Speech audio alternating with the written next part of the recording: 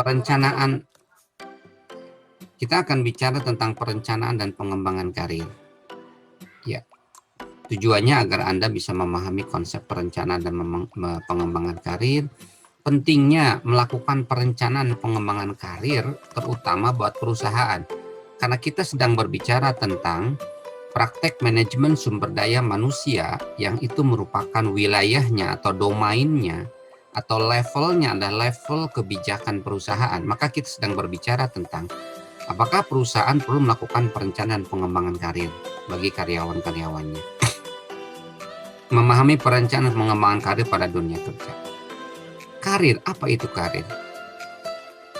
Karir merupakan seluruh posisi kerja yang dijabat selama siklus kehidupan pekerjaan seseorang. Posisi kerja, posisi dia ketika dia bekerja. Misalnya di dalam sebuah perusahaan, karir itu dari mulai posisi kerja, misalkan dari sisi struktur itu pola bangun ya. Dari mulai paling bawah, karyawan biasa, bagian operasional, naik misalkan jadi kepala tim, naik misalkan menjadi kepala bagian, atau posisi sebagai middle manager, naik sebagai wakil direktur, naik misalkan menjadi direktur. Itu adalah karir, posisi kerja. Posisi kerja ada yang sifatnya struktur, ada yang sifatnya fungsional. Fungsional itu seperti seorang dosen. Seorang dosen itu karirnya dari mulai tenaga pengajar, asisten ahli, lektor pakai L, lektor kepala, dan guru besar. Itu adalah tangga tahapan karir atau jenjang karir dari seorang tenaga pendidik di Indonesia. Di luar negeri pun kurang lebih sama, cuma namanya aja yang berbeda. Kemudian yang berikutnya adalah jenjang karir, model posisi pekerjaan berurutan yang membentuk karir seseorang tadi. Jadi dari mulai kalau misalkan dosen, dari mulai tenaga pengajar, asisten dan seterusnya, itu adalah jenjang karir dia. Dari mulai kalau karyawan biasa di perusahaan, dari mulai karir yang paling bawah sebagai karyawan biasa, naik menjadi supervisor, misalkan punya asisten manajer, kemudian wakil direktur dan direktur, seperti itu. Kemudian tujuan karir merupakan posisi mendatang yang diupayakan pencapaiannya oleh seseorang sebagai bagian dari karirnya. Contoh misalnya, saya saat ini posisi saya di dalam jabatan karir fungsional saya adalah sebagai lektor. Jadi setelah saya melewati posisi tenaga pengajar ketika pertama kali masuk menjadi dosen, 2013 bulan Maret saya menjadi asisten ahli, kemarin bulan Januari saya menjadi lektor. Nah, tujuan karir saya berikutnya adalah, artinya posisi mendatang yang saya ingin upayakan untuk saya capai adalah lektor kepala dan guru besar. Itu tujuan karir. Berikutnya, perencanaan karir merupakan proses di mana kita menyeleksi tujuan karir dan jenjang karir menuju tujuan-tujuan tertentu tersebut. Ya, jadi perencanaan karir ini merupakan, misalkan saya kemudian menyeleksi tujuan karir saya itu kemana. Oh, saya mau tujuan karir jelas, saya mau ke guru besar. Oke, itu adalah bagian dari perencanaan karir saya. Dan jenjang karir menuju tujuan tersebut. Ketika saya ingin menjadi guru besar, maka saya dari lektor ini saya harus melompat ke lektor kepala, dan kemudian dari lektor kepala ke guru besar. Itu namanya perencanaan karir. Sekarang bagaimana pengembangan karir? Pengembangan karir terdiri dari peningkatan pribadi yang dilakukan oleh seseorang dalam mencapai rencana karir pribadinya. Jadi ketika saya misalkan saat ini berupaya untuk belajar, untuk melakukan training agar saya bisa paham bagaimana saya bisa mencapai karir puncak sebagai guru besar. Ketika saya sekarang ikut misalkan kegiatan-kegiatan apapun yang tujuannya untuk menjadikan saya meningkat secara pribadi saya, agar saya nanti bisa mencapai tujuan karir saya, yakni menjadi guru besar, maka itu adalah yang disebut pengembangan karir. Nah, untuk konteks perusahaan, perencanaan karir adalah perencanaan karir dalam konteks perusahaan sebagai upaya untuk mengembangkan karir dari karyawannya. Karyawan perusahaan perlu mempertimbangkan keinginan karyawan. Suatu penelitian menyimpulkan bahwa ada 5 hal yang menjadi keinginan karyawan dalam hal-hal karir ya. Pertama adalah persamaan atau career equity. Ingin adanya kesamaan di dalam sistem promosi dan kesempatan memajukan karir. Jadi semua orang itu diberikan kesempatan yang sama untuk menjangkau posisi atau untuk mencapai tujuan karir mereka. Yang kedua adalah supervisory concern, masalah pengawasan. Karyawan ingin di dalam pengembangan karirnya ada peran aktif dari para atasan langsung, serta atasan langsung dapat memberikan umpan balik bagi prestasi kerjanya. Jadi katakanlah karyawan di perusahaan bekerja dan kemudian ada tangga karir yang ditawarkan oleh perusahaan. Maka berdasarkan penelitian di barat, ini di barat penelitiannya, maka karyawan ingin agar ada pengawasan secara aktif dari atasan langsung mereka. Atasan langsung artinya ya atasan yang membawahi dia, yang dia melapor kepadanya, kepada si atasan tersebut gitu. Jadi perlu adanya peran aktif dari atasan langsung dan memberikan umpan balik sehingga karyawan tahu sejauh mana dia sudah mencapai prestasi yang akan membawanya mencapai tujuan karir atau belum. Awareness of opportunity. Keinginan karyawan berikutnya adalah kesadaran akan adanya kesempatan. Ingin adanya diberikan semacam kesadaran. Jadi jangan sampai ketika ada kesempatan karir itu jangan disembunyikan oleh perusahaan, tapi dibuka kepada semua karyawan. Bahwa karyawan mempunyai kesempatan untuk mencapai tangga-tangga karir atau jenjang karir sampai kepada karir puncak. Seperti itu. Kalau di kampus, untuk tangga karir ke arah jabatan fungsional, yang tadi dari mulai tenaga pengajar sampai guru besar, itu semuanya terbuka. Jadi semuanya diberitahu. Bahkan memang didorong oleh pihak perguruan tinggi agar agar semua dosen itu mengejar jenjang karir tersebut, karena itu akan berimbas positif terhadap akreditasi dari perguruan tinggi. Berikutnya adalah employee interest, minat karyawan. Karyawan mempunyai tingkat minat yang berbeda-beda di dalam memajukan karirnya. Jadi keinginan karyawan itu terkait dengan perencanaan karir. Itu agar memang perencanaan karir yang ditawarkan oleh perusahaan itu mendorong minat dari si karyawan untuk bisa memajukan karirnya. Ya. Jadi bagaimana minat karyawan itu, employee interest itu juga didorong oleh perencanaan karir yang dilakukan oleh perusahaan. Jadi karena perencanaan karir ini merupakan bagian dari sebuah kebijakan perusahaan. Misalnya nih, katakanlah di antara Anda yang jadi mahasiswa ini suatu saat mempunyai perusahaan. Dan kemudian dalam rangka meningkatkan komitmen karyawan terhadap perusahaan, maka kemudian diberikanlah tangga-tangga karir atau jenjang karir ya untuk karyawan tersebut. Nah, harapan dari karyawan berdasarkan penelitian ini adalah bahwa perencanaan karir, jenjang karir yang ditawarkan oleh perusahaan itu bisa mendorong minat karyawan. Begitu. Berikutnya adalah career satisfaction. Jadi kepuasan karir. Jadi memang masing-masing orang itu mempunyai tingkat kepuasan karir yang berbeda-beda. Ada orang yang merasa puas hanya dengan level seperti ini. Cukup dia menjadi middle manager, manajer tengah. Dia tidak berminat untuk menjadi top manager atau menjadi pucuk pimpinan. Kayak misalnya jadi dosen, tidak semua dosen mempunyai cita-cita menjadi rektor. Tidak semua dosen mempunyai cita-cita menjadi rektor. Kalau menjadi guru besar kemungkinan mereka minat. Kenapa? Karena prestise guru besar kan, profesor gitu. Tapi belum tentu dia berminat menjadi rektor atau vice chancellor kalau dalam bahasa Inggris.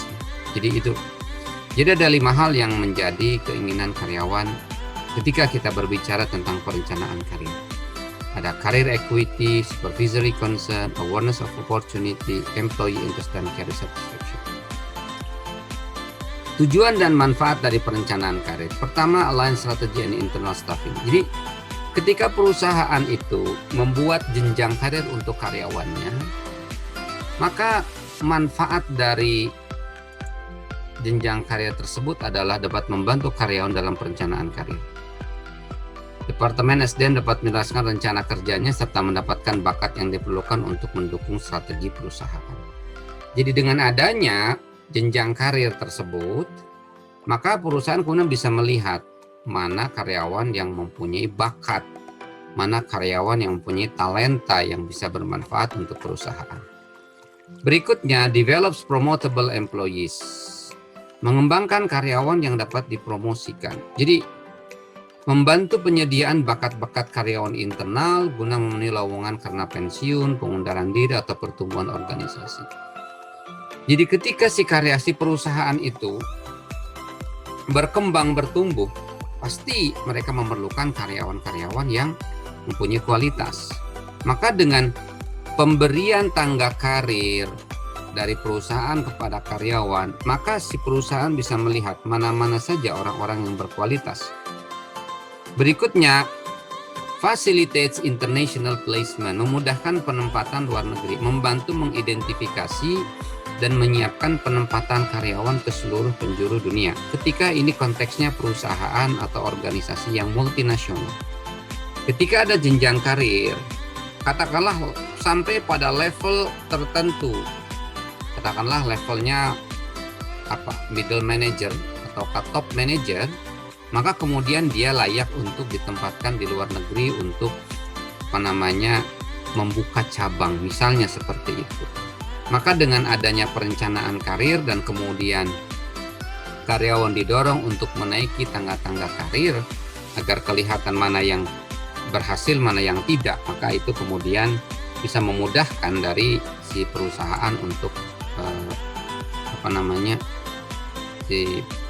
memudahkan perusahaan untuk mempromosikan mereka yang layak untuk mendapatkan posisi di luar negeri.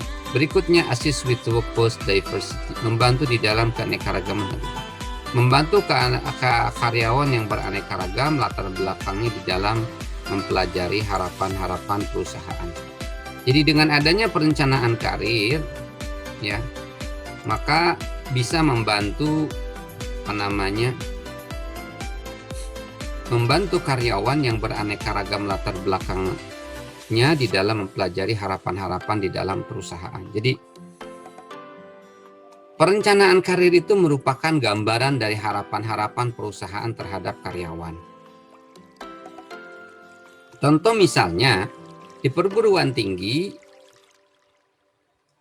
para dosen bisa membaca keinginan dari perguruan tinggi itu, ya, ketika mereka melihat tentang bagaimana perencanaan karir atau praktek perencanaan karir atau manajemen perencanaan karir, program perencanaan karir yang dikembangkan oleh si lembaga tersebut. Dia akan bisa melihat, oh berarti itu sebutnya perusahaan ini atau lembaga ini atau perguruan tinggi ini ingin si karyawannya itu sebanyak mungkin, stafnya, dosen itu sebanyak mungkin untuk menaiki jenjang karir sampai karir yang paling tinggi, yakni guru besar.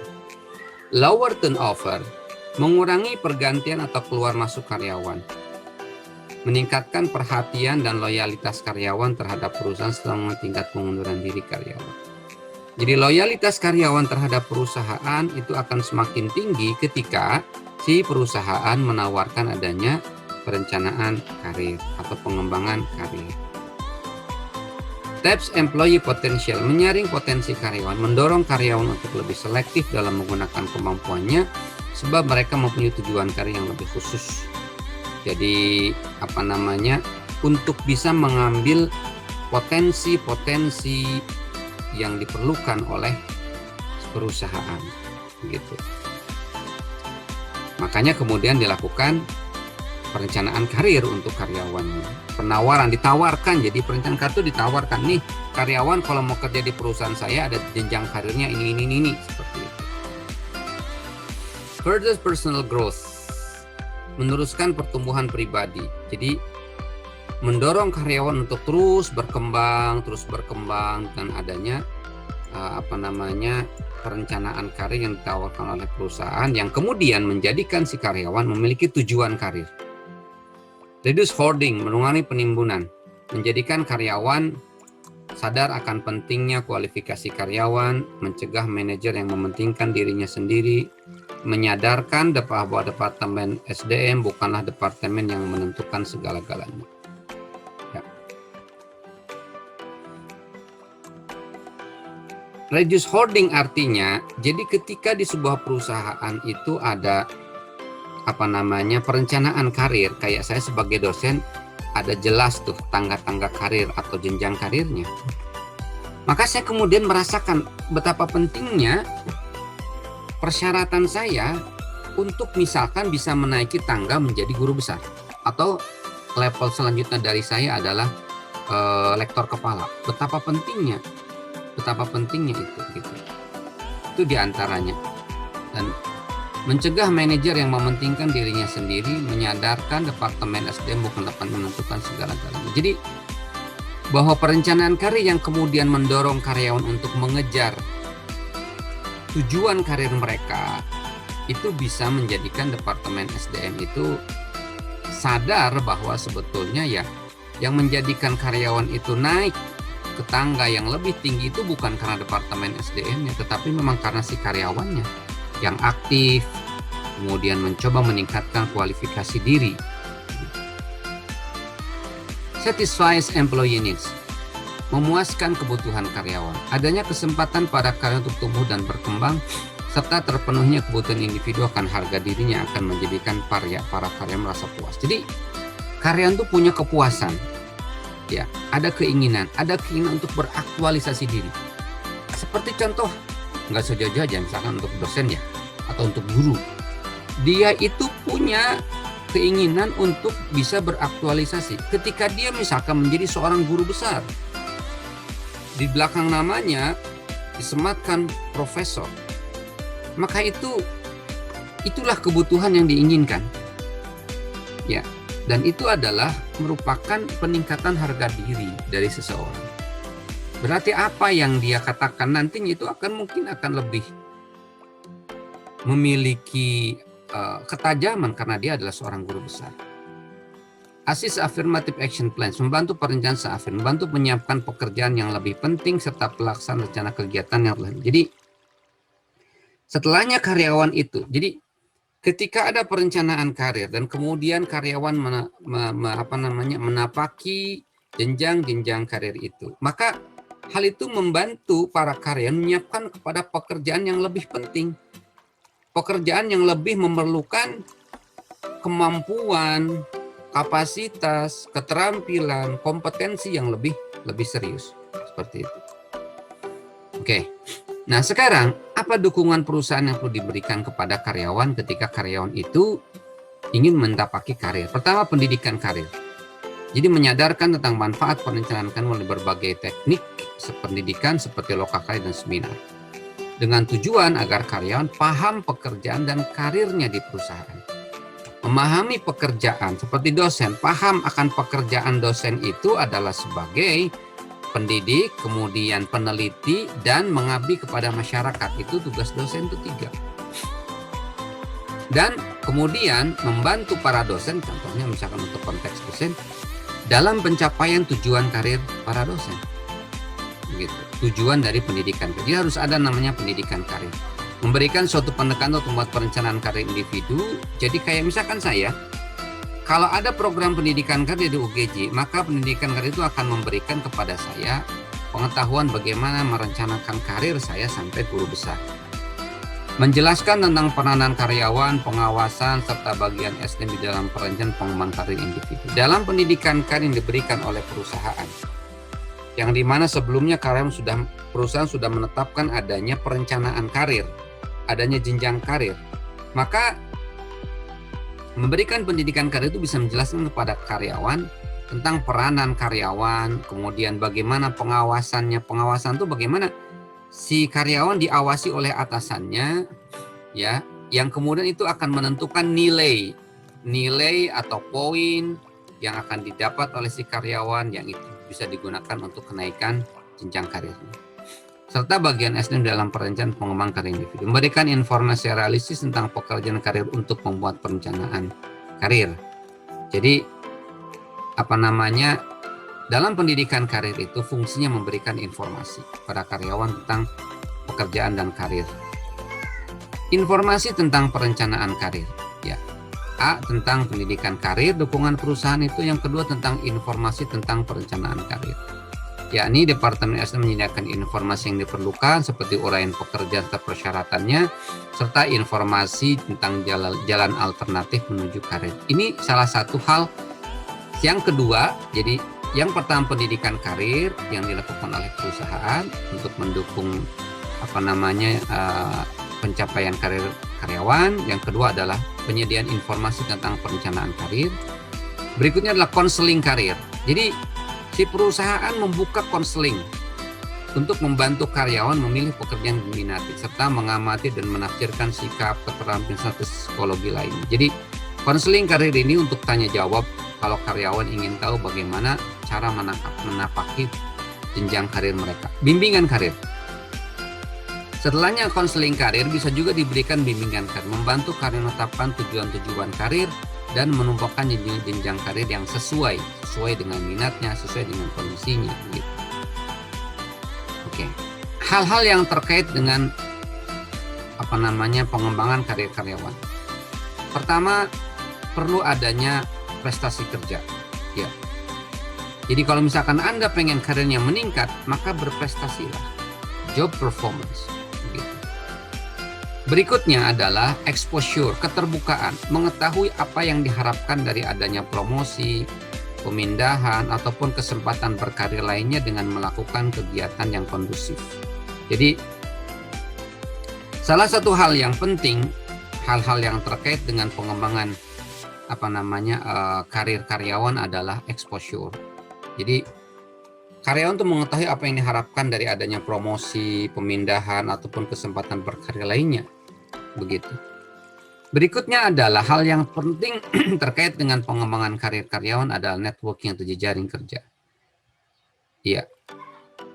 Karyawan perlu untuk berkembang dalam karirnya itu membuat networking atau jejaring kerja. Jaringan kerja berarti perolehan exposure di luar perusahaan. Begitu. Berikutnya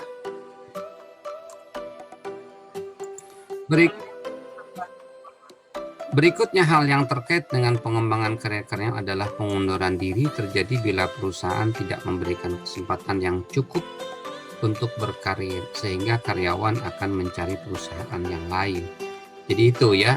Jadi kalau misalnya tidak diberikan perencanaan karir, bisa jadi talenta-talenta berbakat itu akan berpindah kepada perusahaan yang lain.